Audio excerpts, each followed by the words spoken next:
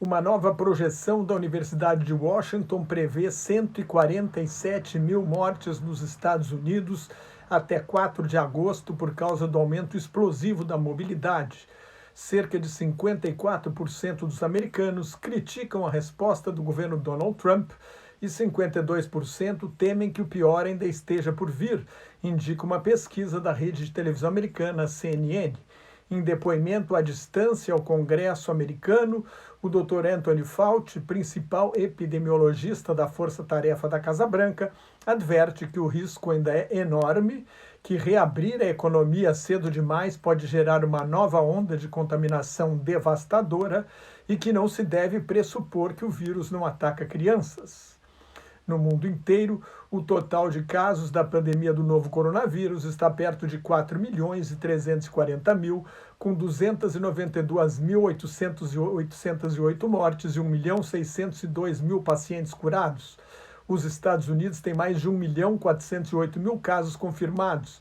Com 1.571 mortes em 24 horas, o total de óbitos nos Estados Unidos passou de 83.400. No Brasil, foram mais 881 mortes, elevando o total para 12.404 e 9.258 novos casos. Total de casos confirmados agora é de 177.602, superando a Alemanha, onde 7.738 pessoas morreram. Os governadores e prefeitos decidiram ignorar o novo decreto do presidente Jair Bolsonaro, autorizando a reabertura de academias de ginástica, barbearias e salões de beleza.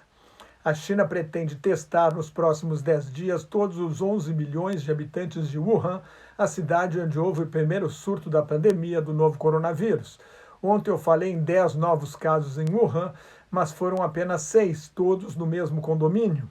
A China registrou mais 15 casos em Xulan, perto das fronteiras com a Rússia, e a Coreia do Norte tomou novas medidas de restrição nesta cidade.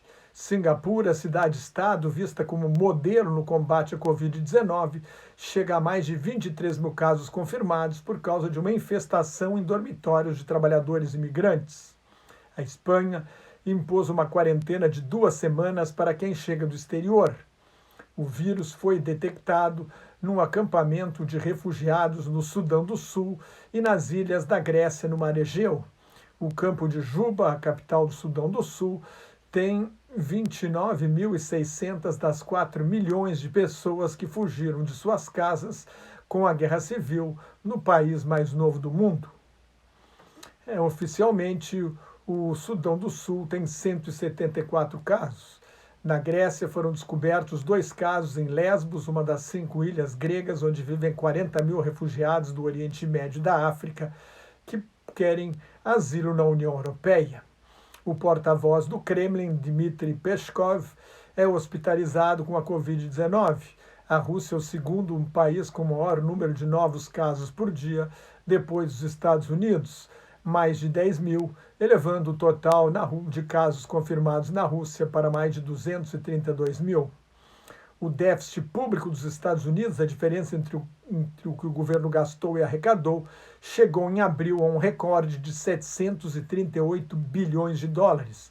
Com a queda no consumo, o índice de preços ao consumidor caiu 0,8% em abril, depois de baixar 0,4% em março. O núcleo da inflação, excluídos os preços mais voláteis de energia e alimentos, foi de menos 0,4%, a maior queda desde o início da pesquisa, em 1957.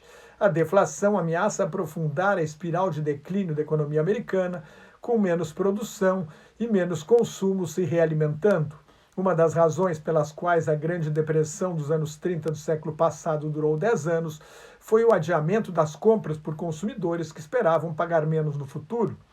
O mesmo problema atingiu o Japão nos anos 90 do século passado e até hoje é um dos maiores problemas da economia japonesa, a terceira maior do mundo. A expectativa é de que os preços vão cair. Os preços da gasolina caíram 20,6% nos Estados Unidos em abril, depois de uma baixa de 10,5% em março. Os preços da comida subiram 2,6%, depois de uma alta de 0,5% em março. As roupas ficaram 4,7% mais baratas em abril, depois de uma baixa de 2% em março. As diárias de hotéis recuaram 8,1% no mês passado e as passagens aéreas diminuíram num recorde de 15,2% após uma redução de 12,6% em março.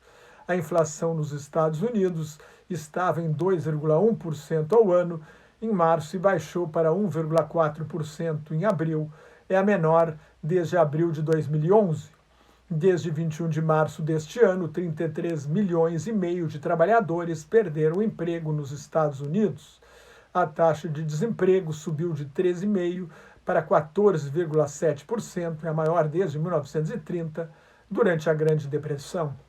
A expectativa é de uma volta da inflação em 2021 por causa do aumento de 3 trilhões de dólares nos gastos públicos para sustentar a economia.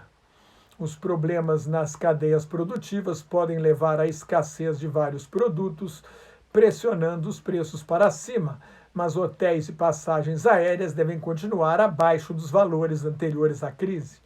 Nos voos internacionais, uma outra estimativa, com as novas medidas de segurança e menos assentos à venda, se as empresas tiverem de manter uma poltrona vazia em cada fila de 3, a expectativa da Associação Internacional de Transporte Aéreo é de um aumento de 50% nos preços das passagens quando a situação se estabilizar.